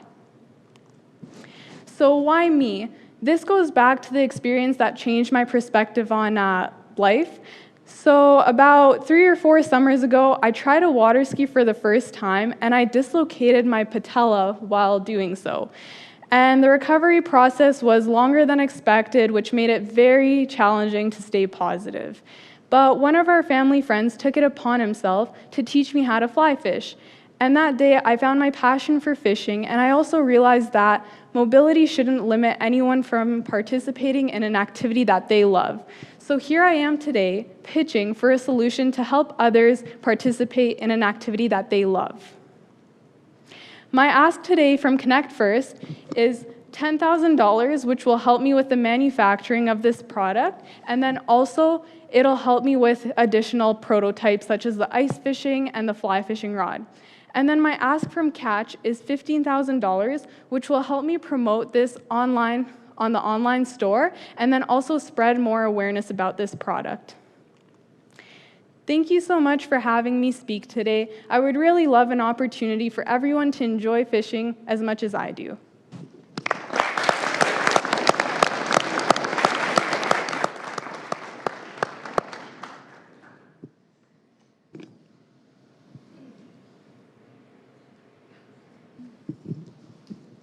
Hey, good job. I am curious how you service your product. Sorry, what do you How you service it? If something, like, do you have to change out any parts, or is there anything? So just the batteries Okay. for now. Other than that, nothing. Okay, that's great. And then just a comment is my husband loves to fish, and he's always trying to teach my kids how to fish, and using a reel is not ideal. So when you make the kid size, I'll definitely be watching for that, because this could be a really great way for them to transfer that same love that their dad has for fishing into this market. So thanks. Thank you. I'll also be a customer. I have a great friend who's obsessed with fishing, and both his sons have muscular dystrophy, and I think like such a great invention, so great job. I guess my question for you would be, you mentioned you're only going to sell online.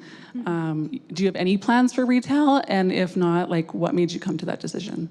So my approach first is going to be online sales, just because of that customer discovery piece where they're saying that this is the only place they're going to look for adapted products, as that's where they look currently for their adapted products. So I think that with time I'll be able to see where it can go with retail, but for now it'll be starting online. Yeah, makes sense. How did the kind of prototyping process go? Because it looks like there might be 3D printed parts on it right now. Maybe you have a partner in the audience that can help you with that. But how did that go, through those iterations?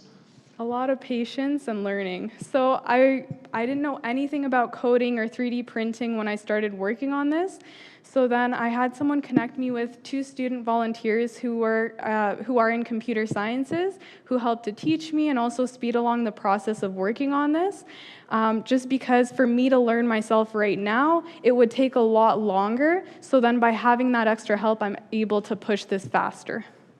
And kind of with this, what has the feedback been so far, and have there been any improvements based on feedback that you've gotten early on? Yeah, so one of the feedbacks that I've gotten is to make the rod as light as possible, because for all of us, right, carrying something for a long period of time that's heavy is tiring. So then just looking at materials that'll make it as light as possible. And then also based on my customer discovery, I've been this is just from one person's experience. He says that he finds that he tends to drop things often, so then to add an accessible bag to be able to carry the fishing rod so he can carry more as well. Is the reel interchangeable? Like, could you just add it to any rod, or is it specifically the rod that you've created? So it's specifically the rod, because I've attached the motor into the reel, and it would be very hard to actually put that, let's say take it and sell it separately, so then people have to attach it on their own. And I want to be considerate too that maybe some people might not be able, they might not have the ability to attach it themselves. So then by doing this, it's a solution that helps to just get them involved easier. Excellent. Well done, Emma. Thank you.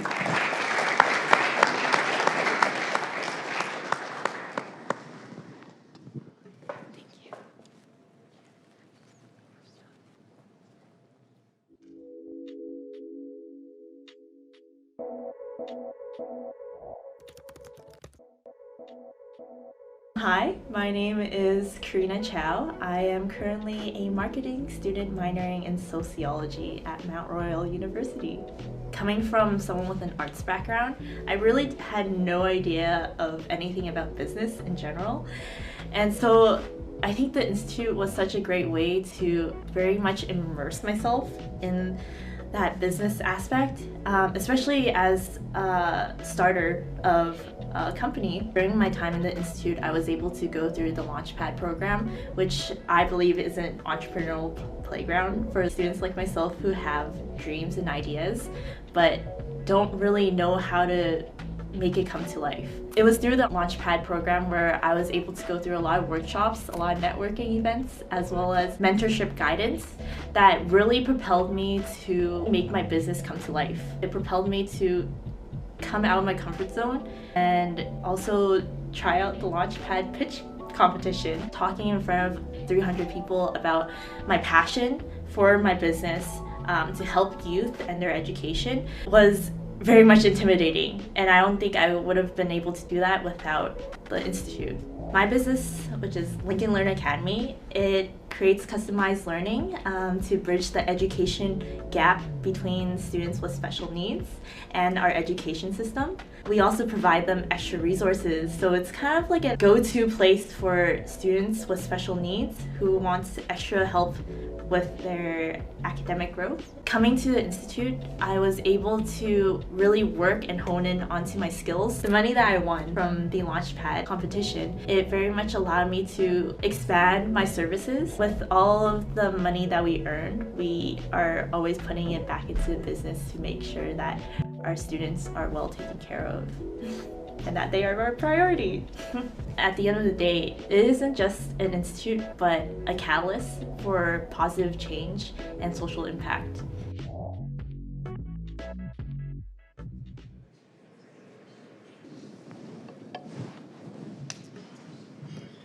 Amazing job, Emma. It was really incredible to see your journey from when I first met you in September to now. You should be so proud. So, last but not least, we have Charter Bizolt with Avis Drone Solutions.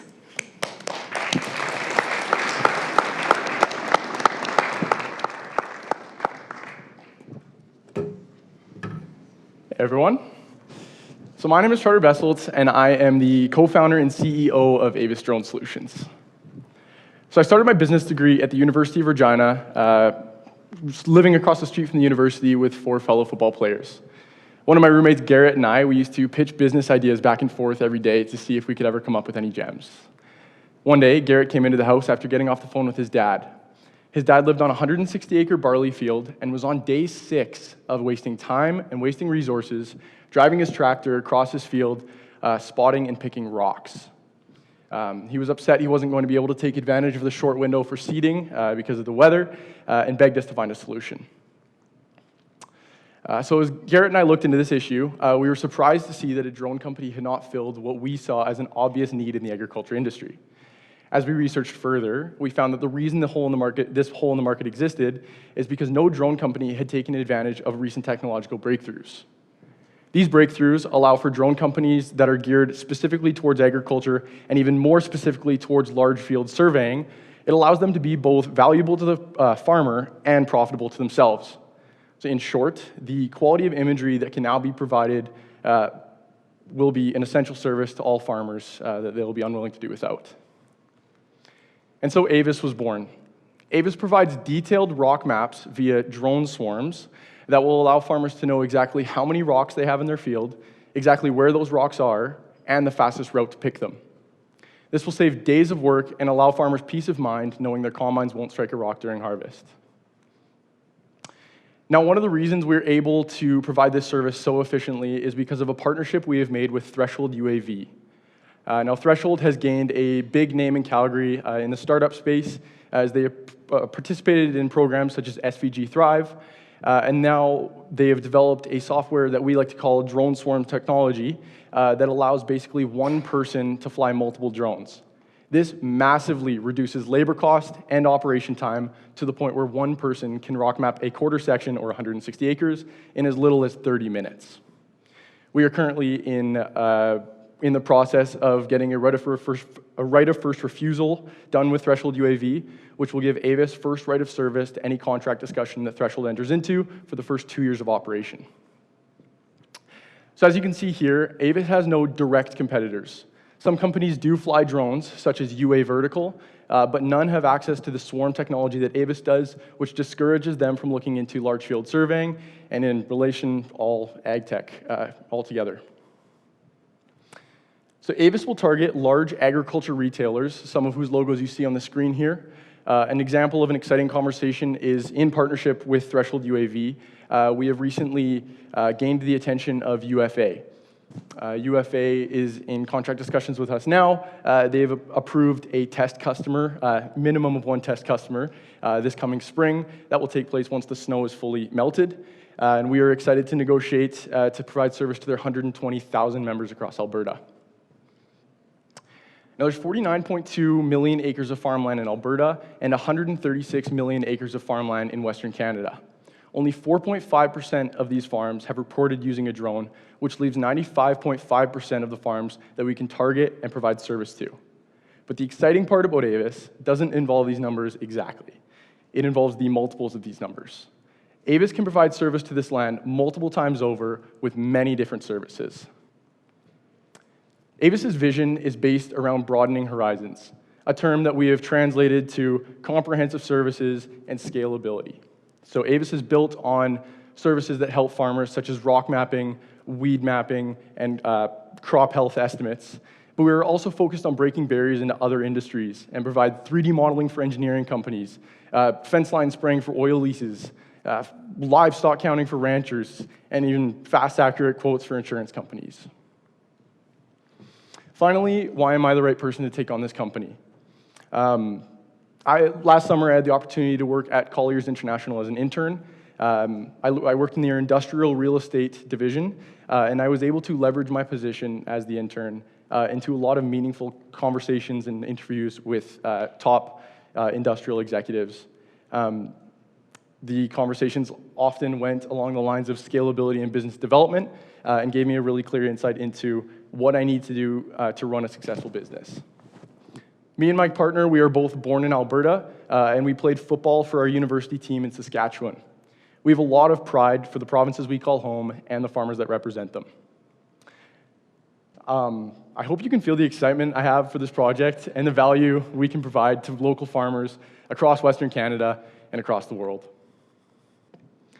Today, I'm asking for $10,000 from JMH and $15,000 of go-to-market service from Catch Digital. This money will go towards hardware, such as drones and micro SD chips, as well as digital marketing to help establish Avis as a recognizable brand to farmers across Western Canada and across the world. Additionally, I'm asking for any services anyone in the crowd has. The fact you're all here says you care a lot about the future, and I would love to connect. Thank you.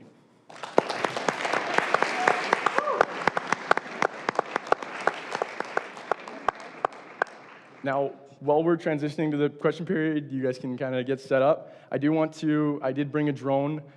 These are the ones we will swarm. So that's how small they are. This is the reason we're able to scale and provide service to so many farmers and grow so quickly is because these are small drones, just used in a big way. So, thanks. Can you just walk through what the journey might be or the experience? Is this something that they just run once a year before? Like, talk us through that. And do they just pay once for like a one reading? I don't know that I got some of those details. I definitely got your passion, and I'm super excited about that. But tell us about like how that experience would be for a farmer? For sure. So I've been looking into a lot of different uses for these drones, but rock mapping, I assume, is the one you're talking about. Yeah. So rock mapping primarily takes place around seeding season when the ground is disrupted, but can also take place after harvest season. The funny thing is that you'd think, you go out and you pick all the rocks, and then it's done forever. Rocks actually resurface after the year, just due to the ground movement of combines going across the ground and seeding machines going across the ground. So farmers can utilize our service once to twice a year just for the rock mapping. But like I said, we're focused on expanding our markets. Weed mapping is very much in the question this year with the technology we have, as well as crop yield estimates and things like that with the current technology, and then we're looking to scale that from there. Okay, maybe one follow-on question then. So who's paying you? Yeah. Farmer or is- Yeah, so right now we're primarily B2B, which would be UFA. So basically UFA has a net of a bunch of farmers. They buy a bulk acreage from us, which would be, that would be negotiated, and then they would distribute that to their farmers, which would put us in pockets of land like in Lloydminster or Medicine Hat, and we would go service that land throughout 1 month. Awesome, thanks. Thanks. Have you actually done one of these rock mappings so far? Yes. So this idea was born while it was snowy and while it was cold, and rock mapping wasn't our initial idea. But we have run tests with the swarm technology and with the rock mapping technology, but the ground was snowy. The maps were all good, all the technology checked out, and that's what kind of convinced UFA to allow us to fly over a test customer's field. Okay. Follow up on that. So have you been able to measure kind of the accuracy of the technology so far? That would... Or would that come with the test? That would probably come with the test. The accuracy, as in we do get the maps. I will tell you, the AI software that we use, that we run the imagery through, is based out of Utah, and they have been doing this since 2017. The question with us was how can we make the drone operations more efficient? And we have done that with the partnerships we've made. So the software technology that maps these rocks has been going on since 2017, and they've raised $60 million. Our question was, can we provide this imagery at a much cheaper rate to a point where a drone company can take significant profit while offering it at a lower cost? And that answer is yes. Awesome, thank you. Thanks. Last, just about the problem. So what does happen if a combine strikes a rock? Is this a minor issue for the farmer or a big issue? And that kind of helps, understand the value of the offering. Yeah, that is a question I asked for the first whole 3 months as my partner tried to convince me that this was a big issue, and I tried to convince him that he was crazy.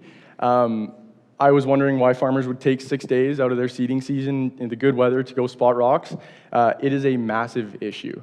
If a combine strikes a rock, it will, at best, break the combine blade, which takes days to replace in a season that only has 3 weeks to operate.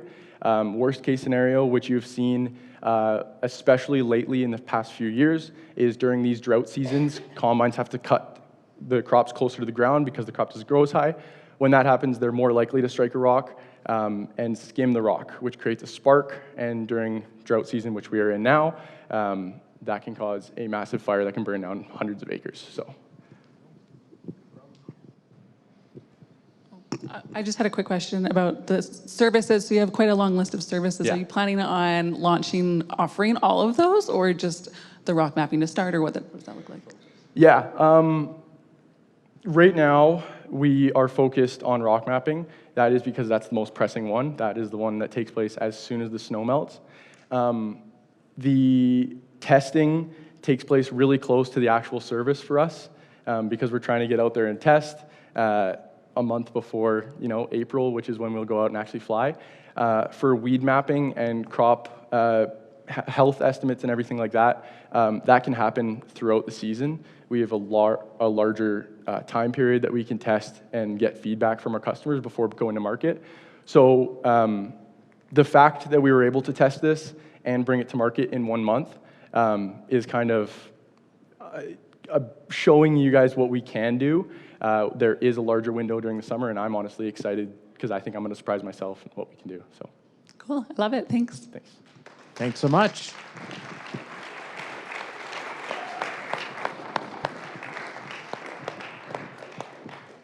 All right, good job, Charter. Last but not least, honestly, just you've had so much enthusiasm since basically last year. So it was awesome to see you up here, and we're just excited to see where you kind of progress here.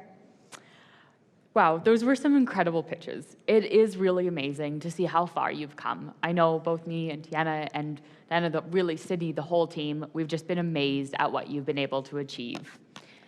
I'd like to give our competitors another really big round of applause.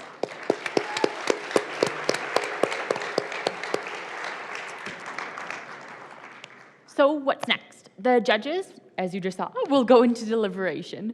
So feel free to network, there are some desserts, check out the photo booth and mingle, and then we'll call you all back in about 15-20 minutes for the award ceremony and the announcements. Thank you.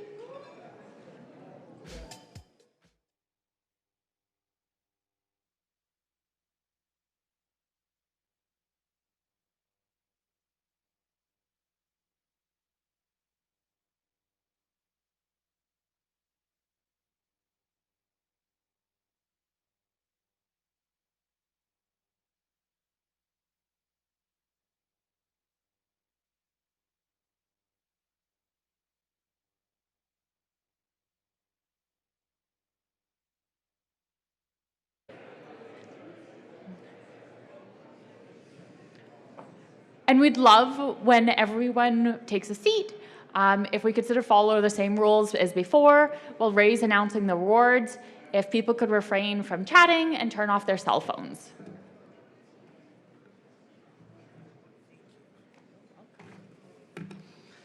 Well, that was hard. Thank you for sticking around. Really appreciate it. We try to do that as fast as possible, but not too fast. And lots of healthy debate. Clearly, that was a phenomenal job by students. And I know you guys all clapped for them already several times, but please let me hear the clapping.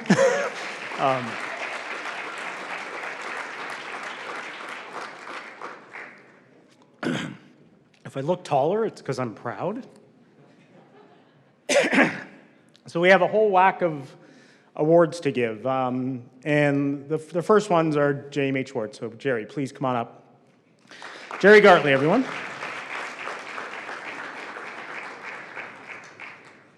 What do we normally do? Oh God, I know, eh? Are we ready with photographers? Like real, we are? Okay.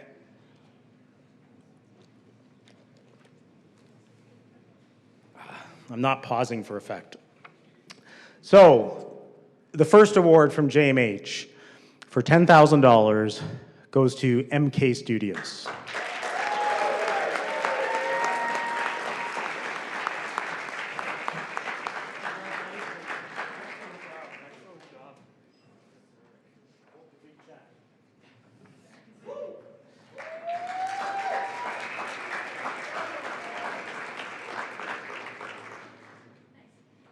Well done, Mike.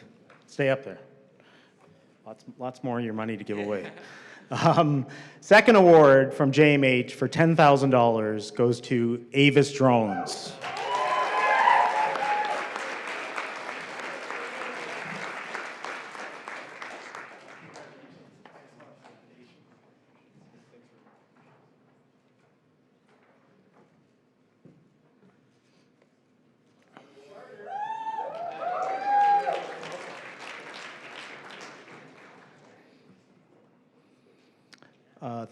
Third award for $10,000 goes to 88 Degree Tuning.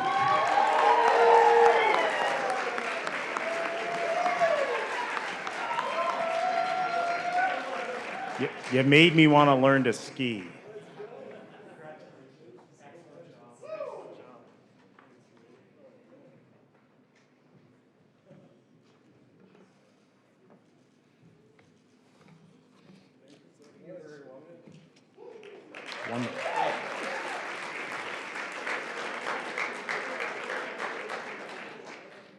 And one more award from JMH for $10,000, Next Prep.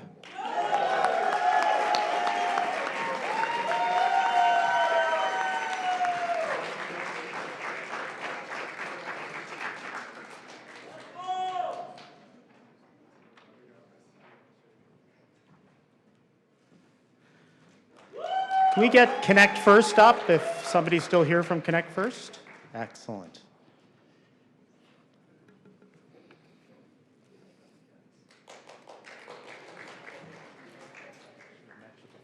It's all good. It's all good. Great to meet you, Barry. Great to meet you.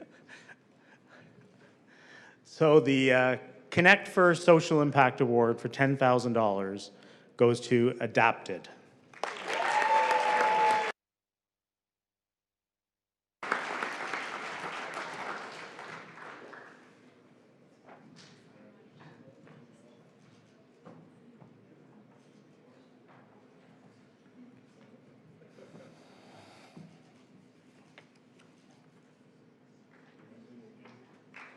Thanks so much. Thank you. Where's Brad? Brad wants to come up and... Feel free to say a few words. I wasn't really prepared to speak, but first off, wow. I had the pleasure of pitching here in 2016, and every single one of the businesses tonight would have kicked the crap out of what I pitched back then. So kudos to everyone who pitched. This award, it was really, really hard to pick the business that we decided to work with from marketing services. But the reason that we picked this one was because of its the passion behind the team and the viability of the impact that we can make from a marketing standpoint. So without further ado, this award is for Avis Drones.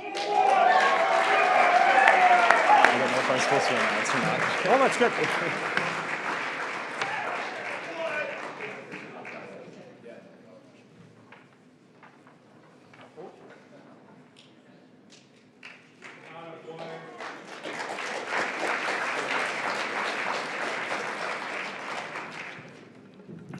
And the final award of the night is the Alumni Award, which generally goes to the student that we think can go furthest, need the support of our alumni all the way along, who are there to help you more than with just their money, and don't get comfortable charter. It's $5,000 for Avis Drones.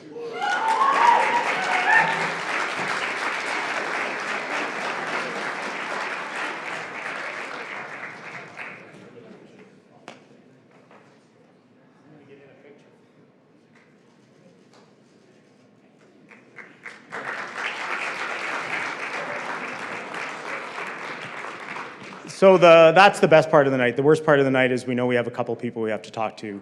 Just please know if they didn't win money here tonight, there are loads of ways we can help them with funding and with mentorship. So this is not the end. I couldn't be more proud. I can't believe, I can't imagine doing this in my 20s. I can't even imagine it. So thrilled that they're here, thrilled that the whole community came out once again to support them. So thank you. I think we're going to get kicked out of here, but please mingle as long as they let us. And thanks so much, and we'll see you next year.